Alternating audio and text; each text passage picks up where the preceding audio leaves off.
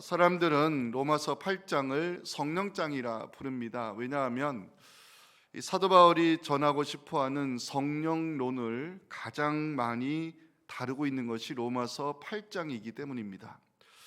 로마서 8장을 읽어보시면 유난히 많이 눈에 보이는 단어 하나가 있는데 영이라는 단어입니다. 로마서 8장을 실제로 읽어보시면 영이라는 단어가 무려 21번 등장하는데 그 중에 2번을 제외하고 로마서 8장에 나오는 19번의 영은 모두 성령을 가리킵니다. 사도 바울은 로마서 8장에서 성령의 역할을 강조하는데요, 그리스도 안에서 우리를 해방시키시고 생명을 주시는 성령의 사역을 로마서 8장 1절과 2절에서 기록하고 있습니다. 로마서가 우리에게 들려주시는 복음입니다. 함께 읽겠습니다. 그러므로 이제 그리스도 예수 안에 있는 자에게는 결코 정죄함이 없나니 이는 그리스도 예수 안에 있는 생명의 성령의 법이 죄와 사망의 법에서 너를 해방하였음이라. 아멘. 성령은 양자의 영을 받은 성도가 하나님을 아빠, 아버지라 부르게 하시고 우리의 자녀됨을 친히 증언하시기 때문에 하나님의 자녀된 우리는 그리스도와 함께 주의 나라를 유업으로 차지한다는 사실, 그래서 성도는 그리스도와 함께 영광을 받기 위하여 이 세상에서 고난도 함께 받게 하신다는 사실, 로마서 8장 15절부터 말씀하고 있습니다. 너희는 다시 무수하는 종의 영을 받지 아니하고 양자의 영을 받았으므로 우리가 아빠 아버지라고 부르짖느니라. 성령이 친히 우리의 영과 더불어 우리가 하나님의 자녀인 것을 증언하시나니 자녀임은 또한 상속자 곧 하나님의 상속자요 그리스도와 함께한 상속자니 우리가 그와 함께 영광을 받기 위하여 고난도 함께 받을 것이라고 성경은 말씀합니다. 하지만 성도가 당하는 고난은 장차 나타날 영광과 비교할 수 없다고 사도 바울은 강조하면서 참음으로 기다려야 된다고 18절 25절에서 기록하고 있습니다. 생각 가운데 현재의 고난은 장차 우리에게 나타날 영광과 비교할 수 없도다. 만일 우리가 보지 못하는 것을 바라면 참음으로 기다릴지니라. 여기서 질문을 던져보겠습니다. 성도가 세상에서 고난을 당하면서도 참음으로 기다릴 수 있는 이유가 무엇인가입니다. 성도가 참음으로 기다리는 것, 이것부터 알아야 되는데요, 우리가 참음으로 기다려야 되는 것이 무엇일까? 이것을 사도 바울은 선이라고 28절에서 기록하고 있습니다. 자, 우리가 너무나도 잘 아는 유명한 말씀이죠. 같이 읽겠습니다. 시작. 우리가 알거니와 하나님을 사랑하는 자 곧 그의 뜻대로 부르심을 입은 자들에게는 모든 것이 합력하여 선을 이루느니라. 아멘. 로마서에서 말씀하는 선은 영광스러운 구원의 완성을 말합니다. 하나님께서 최종적으로 이루어 주실 구원의 완성, 이것을 성도가 고난 가운데서도 소망을 가지고 참음으로 기다려야 하는 선이라고 사도 바울은 기록하고 있습니다. 자, 그러면 이제 성경 한번 보십니다. 25절 마지막 참음으로 기다릴지니라, 이 말씀 봐주시고요. 28절 마지막 모든 것이 합력하여 선을 이루느니라. 25절 마지막 참음으로 기다릴지니라, 이 말씀과 28절 마지막 모든 것이 합력하여 선을 이루느니라, 이 사이에 공간이 생기게 됩니다.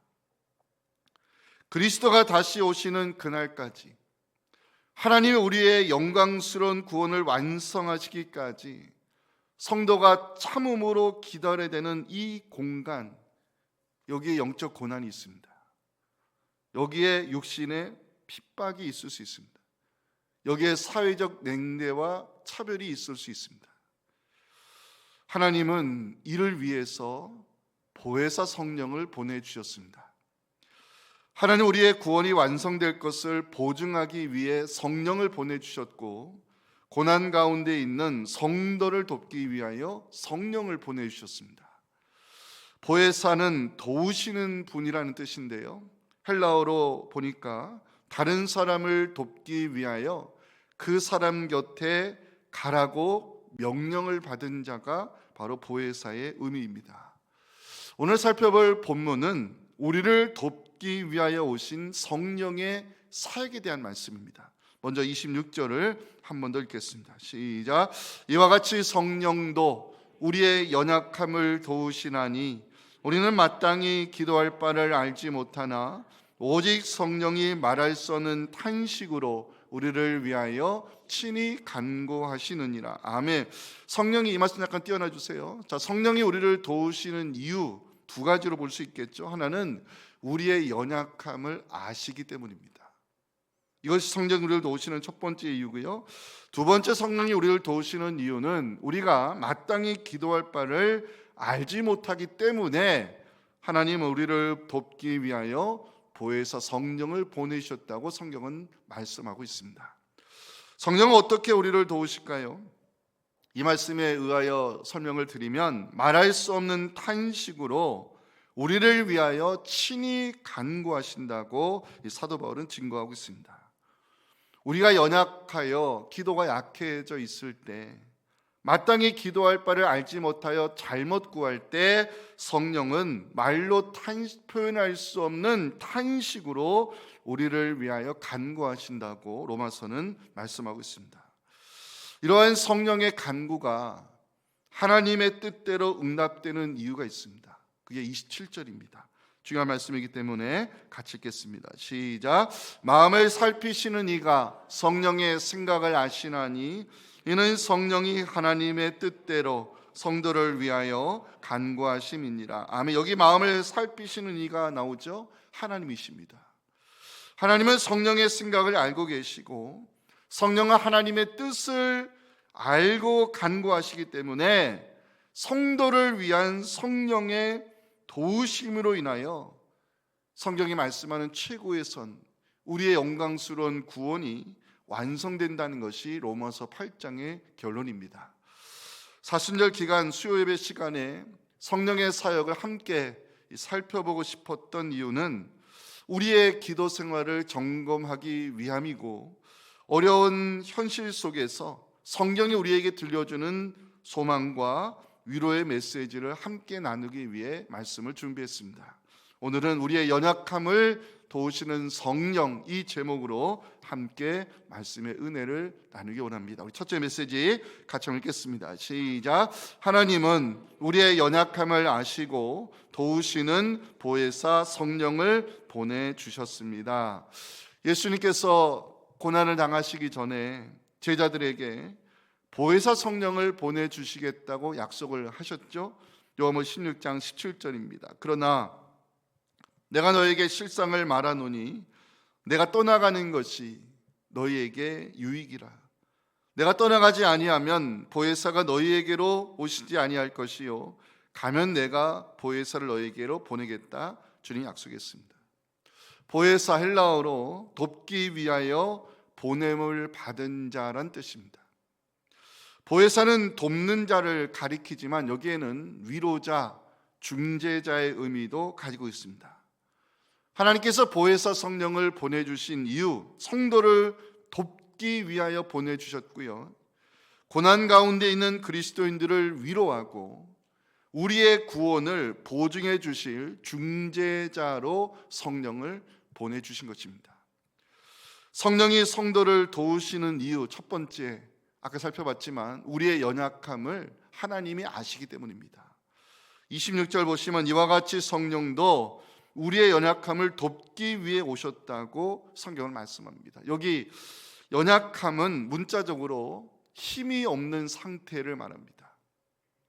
육신의 질병 때문에 힘이 없을 때, 세상살이에 지쳐서 힘이 없을 때, 믿음으로 살기가 너무 버거워 힘이 없을 때, 감당할 수 없는 고난으로 힘이 없을 때 하나님 우리의 연약함을 아시기에 우리를 돕기 위해 돕는 자 보혜사 성령을 보내주셨다고 로마서는 위로의 말씀을 전하고 있습니다. 여기 우리의 연약함을 도우신다, 이 도우신다는 것은 헬라어로요 다른 사람의 손을 잡아주다, 짐을 함께 들어주다, 이런 의미인데요, 이 데이톤이라는 신학자는 로마서 8장을 주석하면서 이 도우신다는 것이 단순히 옆에서 거두는 수준이 아니라 그 짐을 대신 떠맡는다, 이런 의미까지 포함되어 있다고 해석을 하고 있습니다.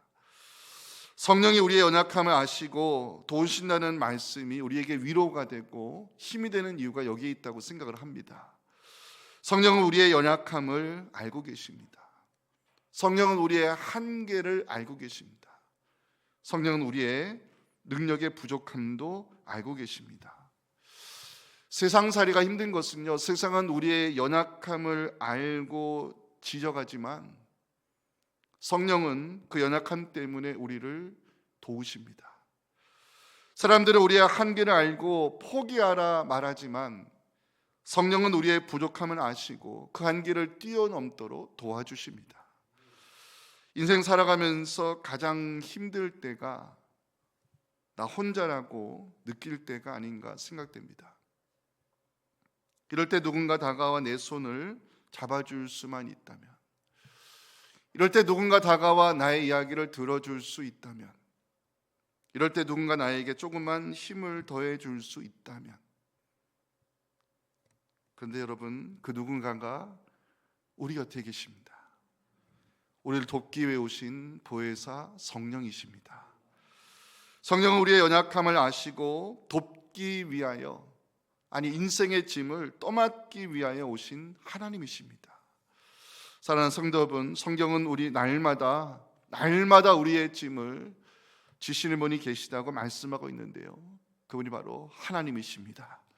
시편 68편 19절은 제가 참 위로를 받는 말씀인데 같이 읽었으면 좋겠습니다. 시작. 날마다 우리 짐을 지시는 주 곧 우리의 구원이신 하나님을 찬송할지로다. 아멘. 성령이 성도를 도우시는 이유 두 번째는요, 우리가 마땅히 기도할 바를 알지 못하기 때문입니다. 26절 한번 보실까요? 26절. 우리는 마땅히 기도할 바를 알지 못한다고 사도 바울이 기록하고 있는데요, 우리는 여기서 기도가 마땅히 해야 할 일이라는 것을 알아야 됩니다. 기도는 성도로 부를 만한 우리가 마땅히 해야 될 영적 사역이지만, 문제는 우리는 기도 생활에 실패할 때가 많다는 것입니다. 어떤 목사님이 쓰신 글을 읽고 제가 공감을 했는데요, 모든 질병이 면역력의 결핍에서 오듯이 모든 영적 문제는 기도의 부족함에서 오는 것이다. 맞는 말이죠. 공감이 됩니다. 오늘 뇌로 산소가 공급되지 못하면 뇌의 신경 신호가 문제가 생기기 시작하는데, 먼저 어지럼증이 일어나고요, 시야가 흐려지다가 실신하기도 합니다. 만약 뇌로 산소가 공급되지 못하는 시간이 4분 이상 지속되면 영구적 뇌 손상이 생겨가지고 뇌사로 이어지는 것은 당연한 결과입니다. 그만큼 이 생명의 호흡을 계속해서 불어넣는 것이 중요하다는 것입니다. 기도는 영혼의 호흡이라고 우리는 알고 있죠. 기도는 마땅히 해야 될 영적 사역이라는 것도 알고 있습니다. 심지어 우리는요, 성경에서 기도시는 것을 죄라고 말씀하고 있는 것도 알고 있습니다. 근데 우리는 왜 기도 사역에 실패할까요? 첫 번째 이유입니다. 육신의 연약함 때문입니다. 예수님께서 겟세마네 동산에서 그 마지막 그 힘든 기도를 드리실 때 제자들에게 부탁하셨잖아요. 마태복음 26장 38절 보시면, 저는 이 말씀을 볼 때마다 예수님이 얼마나 힘드셨으면, 얼마나 마음이 괴로우셨으면 이렇게까지 부탁하셨을까 하는 생각이 들더라고요. 주님 말씀하셨잖아요. 내 마음이 매우 고민하여 죽게 되었으니 너희는 여기 머물러 나와 함께 깨어 있어. 그동안에 나를 좀 도와달라고 부탁하셨어요. 주의 말씀대로 제자들이 깨어 기도했습니까? 기도에 실패한 제자들의 모습, 그 이유, 마태복음 26장 40절부터 성경은 기록하고 있습니다. 주님 제자들에게 오셨습니다. 그 자는 것을 보시고 베드로에게 말씀합니다. 너희가 나와 함께 1시간도 이렇게 깨어 있을 수 없느냐? 시험에 들지 않게 깨어 기도하라. 마음에는 원하지만 육신이 약하다고 주님 말씀했습니다. 제자들이 기도에 실패한 이유는 하나입니다. 육신의 약함 때문입니다.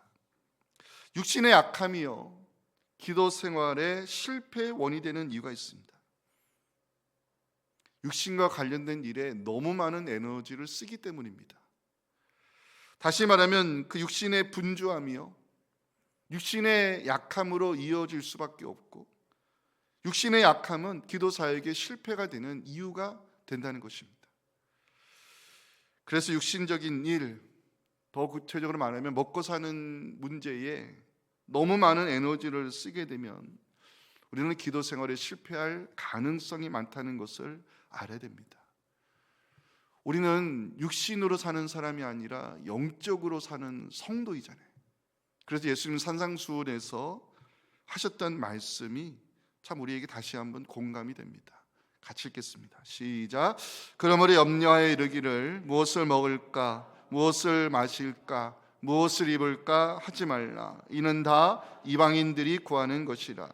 너희 하늘 아버지께서 이 모든 것이 너희에게 있어야 할 줄을 아시느니라. 그러니 너희는 먼저 그의 나라와 그의 의를 구하라. 그리하면 이 모든 것을 너희에게 더하시리라. 아멘.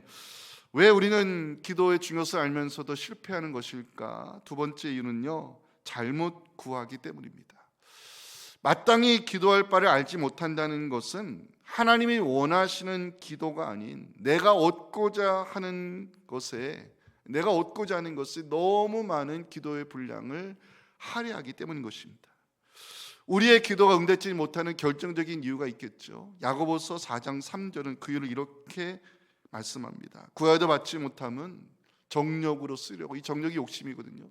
탐심과 같은 단어입니다. 그 욕심 때문에 잘못 구하고 있기 때문이라고 성경은 말씀합니다. 제가 워싱턴에서 목회할 때 어느 집사님에게서 기도 부탁을 개인적으로 받은 적이 있어요. 목사님은 알고 계세요. 제가 집에다가 투자를 많이 했는데 20채가량 집을 사셨대요. 저는 그래서 2채가 아니라 20채라고 정확하게 다시 물어봤거든요. 근데 이번에 부탁은 뭐냐면 이 집들이 가격이 많이 올라서 선교하게 해달라고 저한테 기도 부탁을 하셨어요. 제가 그대로 기도해 드렸을까요?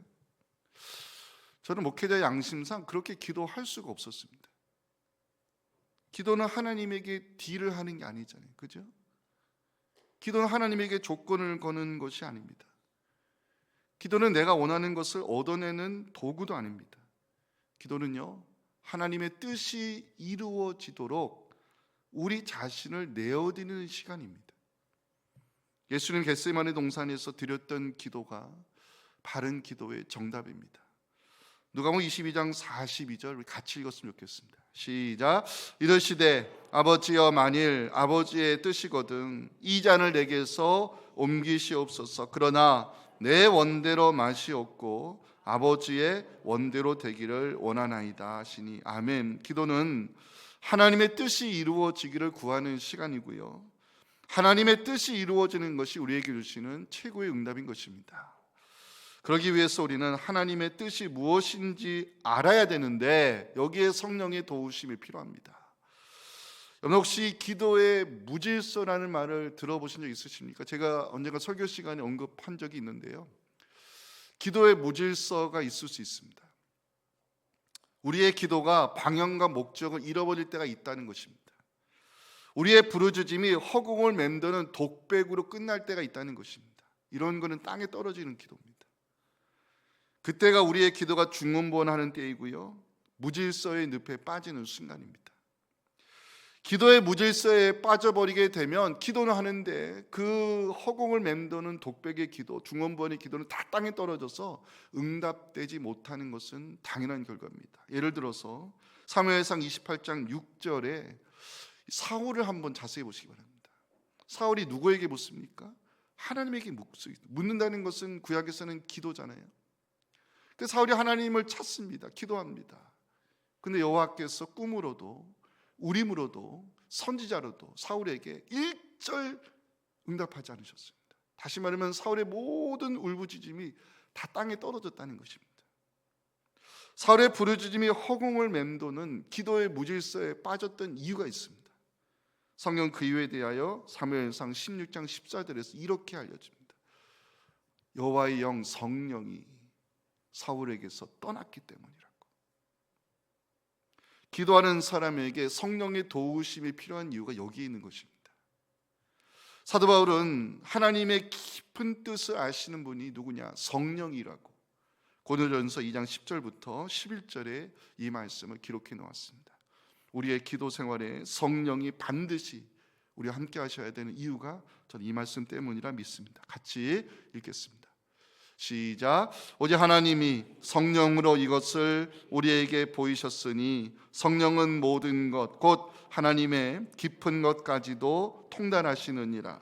사람의 일을 사람의 속에 있는 영 외에 누가 알리요? 이와 같이 하나님의 일도 하나님의 영 외에는 아무도 알지 못하느니라. 아멘. 하나님의 뜻을 아시는 성령께 우리의 기도를 의탁할 때, 성령께서 우리의 기도를 인도해 주시도록 간구할 때 비로소 우리는 바른 기도를 드리게 되는 것이고 하나님의 뜻이 이루어지는 응답의 역사가 우리 기도 가운데 일어나는 것입니다. 성도 여러분, 이 시간 26절을 한번 보시면 좋겠습니다. 26절.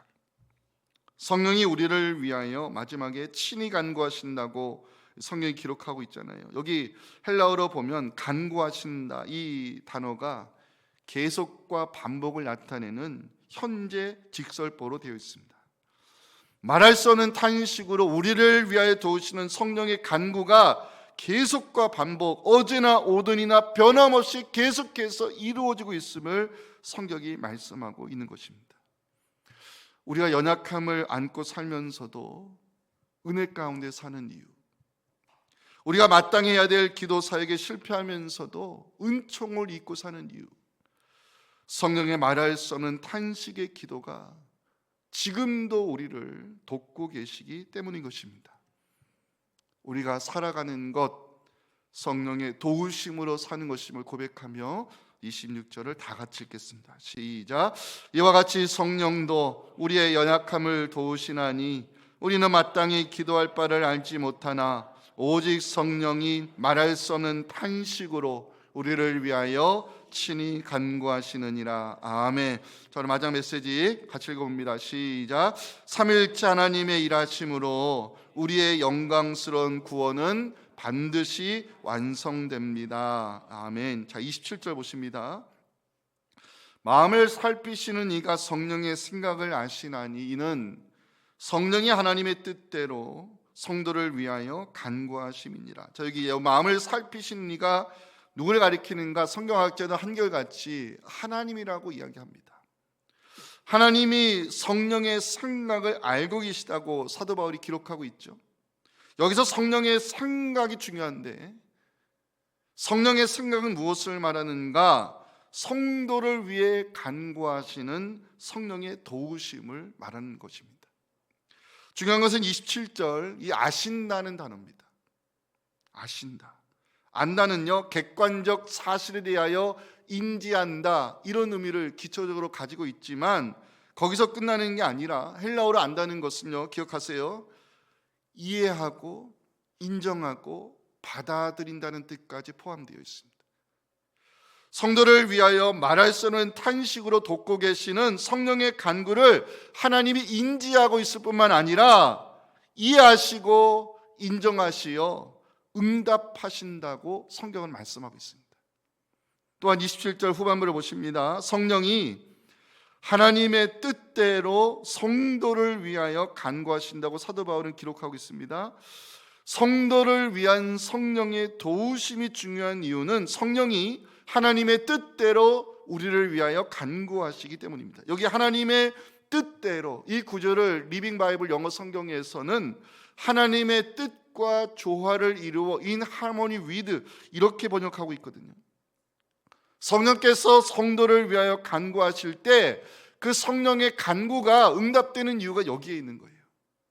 성령께서는 하나님의 뜻과 정확히 일치되는 기도를 성도를 위하여 간구하시기 때문에 하나님은 그 성령의 간구를 이해하시고 인정하시고 받아들이시어 성도를 위한 응답의 역사로 나타난다고 성경은 우리에게 말씀하는 것입니다. 저는 말씀을 준비하면서 참 중요한 진리를 깨닫게 됐습니다. 하나님과 성령의 이 교통하심 때문에 뜻이 이루어지는 응답의 역사가 일어난다는 사실입니다. 27절 봐주세요. 마음을 살피시는 이가 성령의 생각을 아시나니 이는 성령이 하나님의 뜻대로 성도를 위하여 간구하심이니라. 자, 이 말씀 잠깐 띄워놔 주세요. 마음을 살피시는 이 하나님이십니다. 기도를 받으시고 응답하시는 분도 하나님이십니다. 그런데 하나님이 성령의 생각을 알고 계신데 그 성령의 생각이 뭐라고요? 성도를 돕기 위하여 간구하시는 그 성령의 중보가 이 성령의 생각이거든요. 그래서 그 성령의 생각을 하나님이 알고 계시고요, 이해하시고 인정하시고 받아들이신다고 성경이 말씀합니다. 또한 후반부, 성령이 하나님의 뜻을 아시고 그 뜻과 조화를 이루어 성도를 위하여 간구하신다고 사도 바울은 강조하고 있어요. 보세요. 성부는 성령의 생각을 알고 계시고 성령은 성부의 뜻을 아신다. 그래서 이 하나님과 성령의 교통하심 때문에 뜻이 이루어지는 응답의 역사가 일어나는데, 그 뜻이 이루어지는 응답의 역사가 뭐냐? 그게 28절에 나오는 선입니다. 같이 읽겠습니다. 시작. 우리가 알거니와 하나님을 사랑하는 자 곧 그의 뜻대로 부르심을 입은 자들에게는 모든 것이 합력하여 선을 이루느니라. 여기서 말씀하는 선은요, 만사형통이 아닙니다. 여기서 말씀하는 선은 모든 것이 좋게 되는 것이 아닙니다. 여기서 말씀하는 선은요, 장차 이루어질 영광스러운 구원의 완성을 말합니다. 로마서가 말씀하는 최고의 선은요, 구원의 완성입니다. 성령께서 우리의 연약함을 아시고 도우시는 이유, 성령께서 마땅히 기도할 바를 알지 못하는 우리를 위하여 간구하시는 이유, 성령께서 하나님의 뜻대로 성도를 위하여 중보하시는 이유, 하나님께서 성령의 생각을 아시고 응답하시는 이유, 구원의 완성 때문입니다. 자, 중요한 것은 누가 이 영광스러운 구원을 차지할 수 있는가입니다. 이제 28절 보십니다. 하나님을 사랑하는 자, 그 뜻대로 부르심을 받은 성도들이 구원의 완성을 누리게 될 것을 성경은 약속하고 있습니다. 이를 위해서요, 일하시는 분이 한 분도 계십니다. 우리의 유일한 중보자 예수 그리스도이십니다. 34절을 다 같이 읽겠습니다. 시작. 누가 정죄하리요? 죽으실 뿐 아니라 다시 살아나신 이는 그리스도 예수시니 그는 하나님 우편에 계신 자요 우리를 위하여 간구하시는 자시니라. 아멘. 로마서 8장은 성령장이라기보다는 우리의 구원을 위하여 일하시는 삼위일체 하나님을 증거하는 말씀입니다. 이 로마서 8장의 구조를 좀 잠시 살펴보고 오늘 설교 마치겠습니다. 자, 이제 절 보지 마시고 로마서 8장 먼저 26절, 27절 오늘 본문이죠. 눈을 한번 쭉 읽어주세요. 우리의 연약함을 아시고 말할 수 없는 탄식으로 우리를 도우시는 보혜사 성령에 대한 말씀입니다. 이제 31절부터 가시겠습니다. 31절, 33절은 우리를 위하시어 자기 아들을 아끼지 아니하시고 모든 것을 내어주시며 우리를 의롭다 선언하여 주신 하나님을 증거하는 말씀인데요, 같이 읽겠습니다. 시작. 그런즉 이 일에 대하여 우리가 무슨 말하리요? 만일 하나님이 우리를 위하시면 누가 우리를 대적하리요? 자기 아들을 아끼지 아니하시고 우리 모든 사람을 위하여 내주시니가 어찌 그 아들과 함께 모든 것을 우리에게 주시지 아니하겠느냐? 누가 등이 하나님께서 택하신 자들을 고발하리요? 의롭다 하신 이는 하나님이라고 성경은 말씀합니다. 그리고 이제 34절 가십니다. 지금도 살아계셔서 하나님 보좌 우편에서 우리를 위하여 간구하시는 유일한 중보자 예수 그리스도에 대한 말씀입니다. 삼위일체 하나님이 우리의 영광스러운 구원을 완성하기 위하여 일하고 계시다고 로마서는 말씀하고 있습니다. 그 하나님 때문에, 그 성령님 때문에, 그 예수님 때문에 우리는 세상에서 고난을 당해도요 넉넉히 이길 수 있다고 사도 바울은 35절부터 37절 이 말씀을 선포하고 있습니다. 우리 자랑스럽게 이 말씀 같이 읽어봅니다. 시작. 누가 우리를 그리스도의 사랑에서 끊으리요? 환난이나 곤고나 박해나 기근이나 적신이나 위험이나 칼이랴. 기록된 바 우리가 종일 주를 위하여 죽임을 당하게 되며 도살당할 양같이 여김을 받았나이다 함과 같으니라. 그러나 이 모든 일에 우리를 사랑하시는 이로 말미암아 우리가 넉넉히 이기느니라. 아멘. 우리의 구원을 위해 일하고 계시는 삼위일체 하나님, 그 하나님 때문에 그 무엇도 우리를 그리스도 안에 있는 하나님의 사랑에서 끊을 수 없다는 것이 사도 바울이 로마서 8장에서 내리는 결론이자 우리에게 들려주는 복음입니다. 우리 38절, 39절 우리 모두의 고백으로 같이 읽겠습니다. 시작. 내가 확신하노니 사망이나 생명이나 천사들이나 권세자들이나 현재일이나 장래일이나 능력이나 높음이나 깊음이나 다른 어떤 피조물이라도 우리 주 그리스도 예수 안에 있는 하나님의 사랑에서 끊을 수 없으리라. 아멘. 사랑하는 성도 여러분, 우리는 혼자가 아닙니다. 성령이 우리를 위하여 말할 수 없는 탄식으로 간구하고 계십니다. 모든 것이 합력하여 최고의 선을 이루도록 하나님이 일하고 계십니다. 예수 그리스도는 지금도 살아계셔서 우리를 위하여 중보하고 계심을 여러분 믿으시면서 우리의 구원을 완성하기 위하여 지금도 역사하고 계시는 성부, 성자, 성령 하나님께 감사와 영광을 올려드리는 우리 모두가 될 수 있기를 주님의 이름으로 축원합니다.